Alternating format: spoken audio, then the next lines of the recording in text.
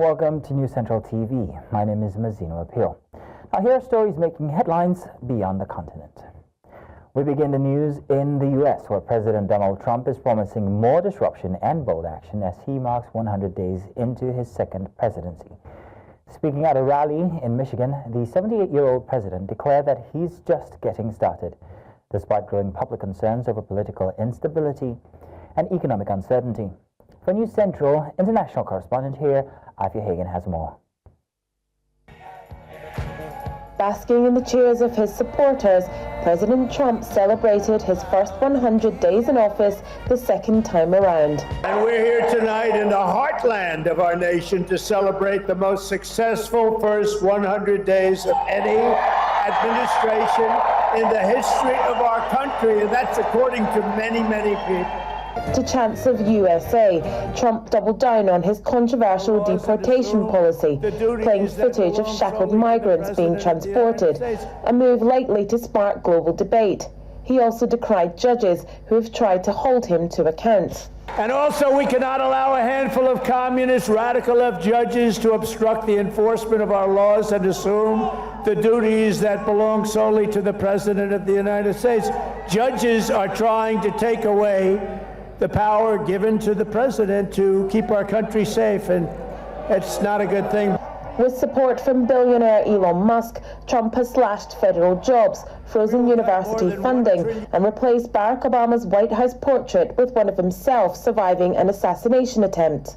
Despite the turbulence, Trump's base remains fiercely loyal. Democrats, however, called Trump's first 100 days a colossal failure, blaming him for economic strain and warning of a looming recession. Outside the arena, polls suggest the honeymoon is over. Americans are uneasy about rising prices, market swings, and a sense of instability. As criticism mounts over executive overreach, Trump maintains he's acting in the country's best interests. On the world stage, Trump says he still can end the war in Ukraine, though Moscow has dismissed a ceasefire proposal. With more rallies planned and tensions rising, Trump shows no sign of slowing down. For News Central, I'm Ify Hagen. Meanwhile, President Donald Trump said on Wednesday that Canadian Prime Minister Mark Carney is looking to make a trade deal and will visit the White House within the next week. Donald Trump said he had congratulated Carney on Monday's election win when the Canadian leader called on Tuesday.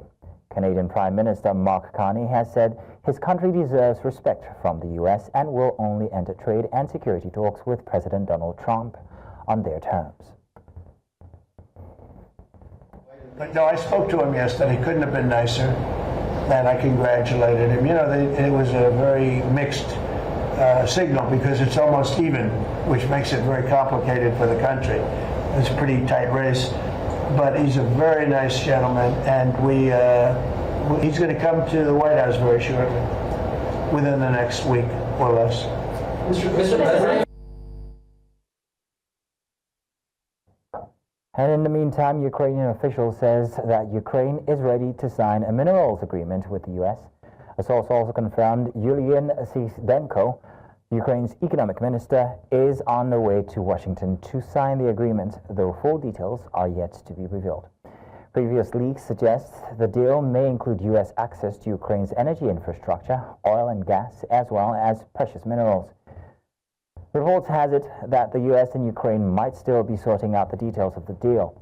Meanwhile, initial agreement was to be signed in February, but fell apart following the heated exchange between U.S. President Donald Trump and his Ukrainian counterpart, Vladimir Zelensky.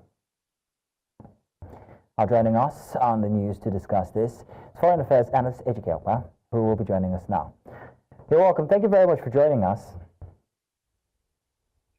Yeah, thank you for having me. All right, Ejike, always a pleasure to see you here joining us on the news. Now, how might this minerals agreement reshape the geopolitical and also the economic relationship between Ukraine and the U.S., especially amid ongoing regional tension like we're experiencing? Well, you know, I think, you know, what you see in politics, you know, is this chase game. You know, who has what move to make, and obviously Trump has the move and he's making it, and even when you disagree with him, you go back and you reflect and you want to come back and you want to re-engage him. So we saw what happened, when Zelensky came to the White House. It looks like there was an exchange. It looks like there was a test of will. But obviously we know, just like, in the Golden Say, when the elephant and the grass fight, we know who's going to, emerge stronger or who's going to emerge winner. I don't think there's need for anybody to overlook their own weakness, recognizing, strength is what matters, and Trump knows how to flex that strength. So whatever the agreement that Ukraine is going to have, hopefully is going to benefit them. The mineral they have nothing. They didn't do anything for the mineral to be there. But, so they need the technology, they need the market. So whoever is going to have access to it, is going to pay for it, and then hopefully it's going to benefit Ukraine and benefit whomever is taking it. In this case, is U.S. So I think ego needs to, be set aside when you're doing an international thing. Trump has a big ego, and every president should have that ego. But when it comes to what is going to benefit you, then you look at the deals, the point, and see how you can, extract something that is useful. And then you go home happy. What good does it do you if you have minerals but it's not benefiting your country? So what strategic value does Ukraine's energy infrastructure and mineral resources hold for the U.S., particularly in the context of global competition for critical minerals? Well, I think the U.S. has the biggest appetite for critical minerals. I mean, we have the technology, we have the need for it. We obviously have those things in America, but if we can find a way it's cheaper, and then in doing so, help other countries to realize their own potential, we go for that. That's what trade is all about. Comparative advantage. So what it's going to do for the Ukraine infrastructure is obviously they're going to get the money they need, and then they're going to do what is right for their own people. The U.S. is going to extract the mineral, and obviously if U.S. has a significant interest in the country, it probably will also give them national security and give them economic, sustenance. Because if you have those things and you don't have the national security and you're not able to have sustainable development program, it doesn't do you good. So for Ukraine, it's a win-win. Who knows how Russia is going to look at those things? Will Russia look at it now? The U.S. is too close to our borders, and we're going to try to upset them and do something back. Remember, Russia supplies Western European gas. So everybody has to be careful what it is they are doing, because, somebody can pinch you and then, just like throw everything out of order. So Russia may look at it and say, okay, fine, at least there's going to be stability in Ukraine, and then we're going to have access to our Western European countries for the gas we supply them. It's a win-win. It should be a win-win all the time. Whether you're a big country or a small country, you should strive to have a win-win for your country. So how could the delayed signing reportedly due to the heated exchange that we saw from months ago, how could this affect future diplomatic relations or trust between the two nations? Well, in politics, there are no permanent enemies, there are no permanent friends. It's always about, what are you going to get at a moment in time? And if that moment in time gives you an ability to develop a long-term relationship and agreement that can be enforced, you go for it. Remember, when you change leadership, the incoming president or prime minister may not, uphold that, and they may find a way to throw it out. But in this case, it is something that Ukraine wants. Trump has, 3 years, and it's 9 months to go. Who knows when Zelensky is going to get reelected? So, but for now, the two parties are going to be feeling good about themselves, and hopefully it's going to give them a sense of stability in order to see that this agreement upholds. And in what ways might this deal impact Ukraine's sovereignty over its natural resources and its alignment with the Western allies on energy partners? Are they giving the U.S. their minerals and also their sovereignty and everything that goes with opening the door and welcoming them in? Well, U.S. is a huge market. U.S. has a whole lot of stuff. I mean, the thing is that we are environmentally conscious, and certain things we don't want to do. And we cannot, as much as we strive to be independent, we still recognize there's a level of interdependence that we have to have with countries. And then when we have those relationships, we hope that it's a win-win, not a master servant. And so the U.S. part of it is we happy. We need the minerals. We need the critical minerals. We don't want China to have access to it. We don't want rogue nations to have access to it. I think it was 30 years ago when we had this false sense of, let's outsource things to China and all these other countries. We enable them, and then now they turn around to try to wag their fingers in front of us. So what the U.S. is doing is going after these critical resources, and countries have recognized you are better off dealing with U.S. than you're dealing with Russia or China. It's only when you are desperate that you go to those two countries because they don't have long-term interest. America has been the only country in the world, and especially when you look at Africa, that has educated more Black people in the world than anywhere else. How many people have graduated from China or Russia or India or Lebanon? So you have to look at who has a long-term interest. If the U.S. lends you money, the U.S. is not going to turn around like China does and say, hey, we want to take your airport, we want to take this asset. The U.S. doesn't do that, but China does. So that also puts China in a bad light. Who wants to deal with China except when you are desperate? And nations shouldn't be desperate. You should do deals with clear eye and make sure that whatever you bring home suits your country. So I'm saying this, I'm partial to America, I lived here for 30-something years. I will not do business with China based on the way they deal with other countries. So for our own national security and what we have, Trump is trying to redefine diplomacy. And if you understand what he's trying to do, it behooves you as a nation to seek ways to align with the U.S. Well, Mr. Ejike, thank you once again. Always a pleasure having you here with us beyond the continent. Thank you. Thank you, sir. You look very good, sir. Well, thank you very much. Now, in North America, Mexican President Claudia Sheinbaum on Wednesday welcomed her U.S. counterpart Donald Trump, softening of tariffs and automakers, saying it was a step forward to efforts to avert a trade war. Now, Sheinbaum said that the new rules would give Mexico an additional competitive advantage due to its free trade agreement with the United States and Canada. Trump signed an executive order on Tuesday limiting the impact of overlapping tariffs on vehicles, steel, and also aluminum. Sheinbaum said another change meant that vehicles' tariffs would be reduced if some of the parts were produced in Mexico or Canada, not just the United States. Hay un reconocimiento pues del valor del tratado comercial México-Estados Unidos-Canadá y aluminio. Lo que se publicó en marzo para automotrices ya daba una ventaja competitiva para México. Con lo que se publica ayer hay una ventaja competitiva adicional.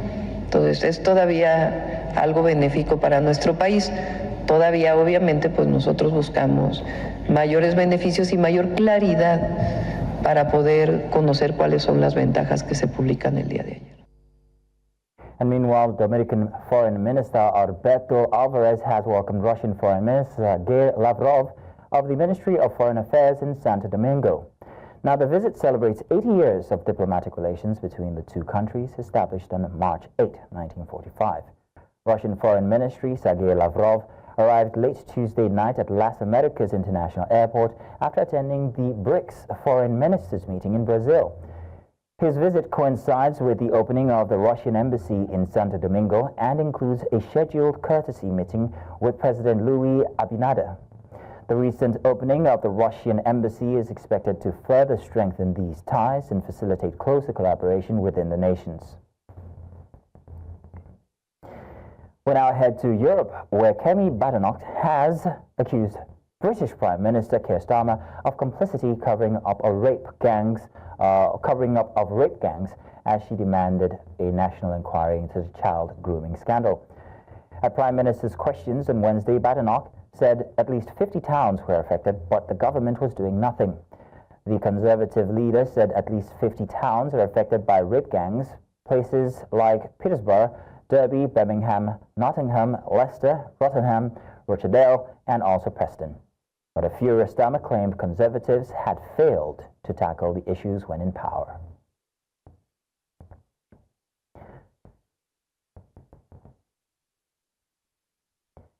Germany's incoming Chancellor Friedrich Merz is set to form a coalition government next week after the centre-left SDP, or rather SPD, approved a power-sharing deal with its conservative UDU-CSU alliance. Party officials announced Wednesday that 84.6% of SPD members voted in favour of the agreement. SPD co-chair Lars Klingbeil is expected to become finance minister and vice-chancellor under the new government. Merz planned to prioritize military investment, economic rivalry, and also immigration control. He enters office following February's snap election, which followed the collapse of Olaf Scholz's coalition. Brandhaus, Sie sehen heute einen sehr zufriedenen Generalsekretär der SPD.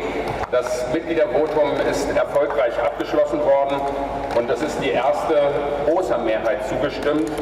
Und damit bekommt die SPD eine große Rückendeckung für von der Basis für das Eintreten in die Bundesregierung und damit für die Übernahme der Verantwortung im Sinne der Bundesrepublik Deutschland. In the meantime, UK Prime Minister Keir Starmer commended the Royal Air Force for what he said is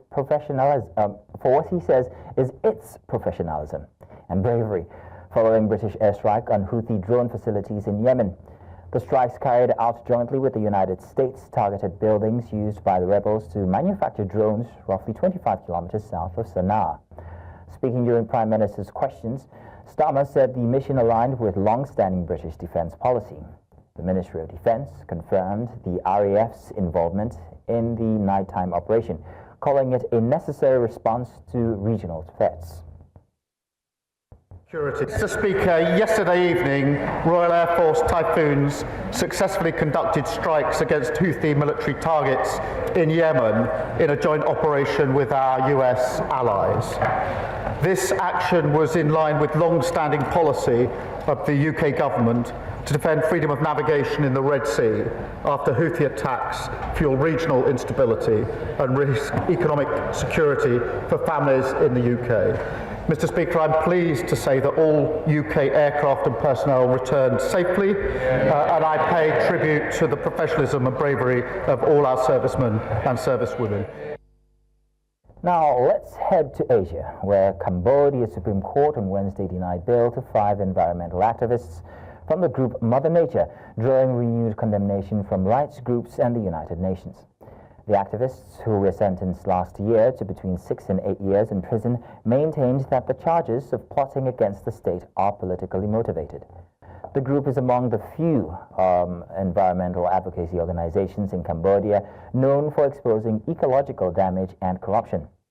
Path Rachme, wife of imprisoned activist Thun Ratha, expressed disappointment at the ruling, saying the activists have continued to appeal their convictions.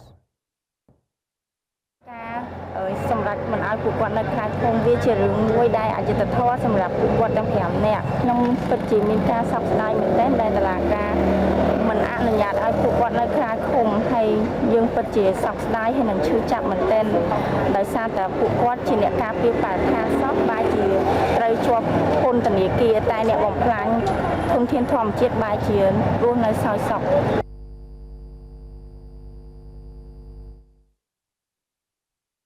China has praised its relationship with the European Union, calling it a source of precious stability for the global economy.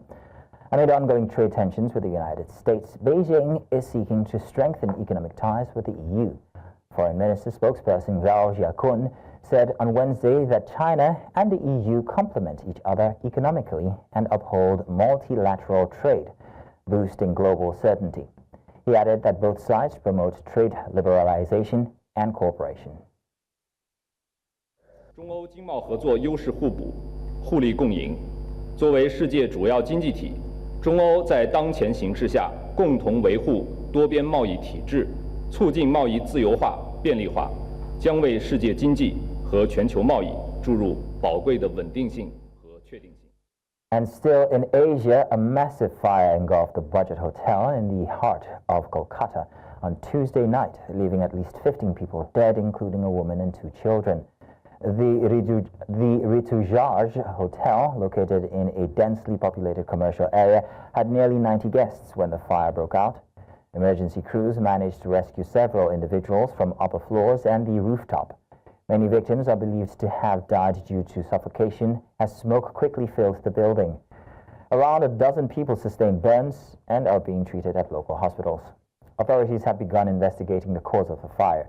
Building fires are a recurrent hazard in India, often blamed on lax safety enforcement and outdated infrastructure. Cooling operations at the site are also blamed. जितना देख पाई हैं 15 लोगों का casualty है और बाकी search हो गया है। वैसे फिर से एक बार हम लोग चेक कर रहे हैं और बहुत सारे लोग हैं जिनको रेस्क्यू किया गया। अंदर से भी रूम में से भी लाइव रेस्क्यू किए गए थे। कम से कम 5 लोगों को रूम के अंदर से लाइव रेस्क्यू किया गया है और कुछ लोग जो रूफ के ऊपर में थे, करीब 20 के आसपास लोग रूम के ऊपर में थे, उनको रेस्क्यू किया गया। And that's all on Beyond the Continent. Do remember that you may send your eyewitness reports to the WhatsApp number on your screens now. And follow us on social media. We're at News Central TV. You may also watch News Central live on DSTV Channel 422, GoTV Channel 23, Star Times Channel 274, Avo TV, and of course on YouTube. Now, many thanks for watching. My name is Mazino Appeal.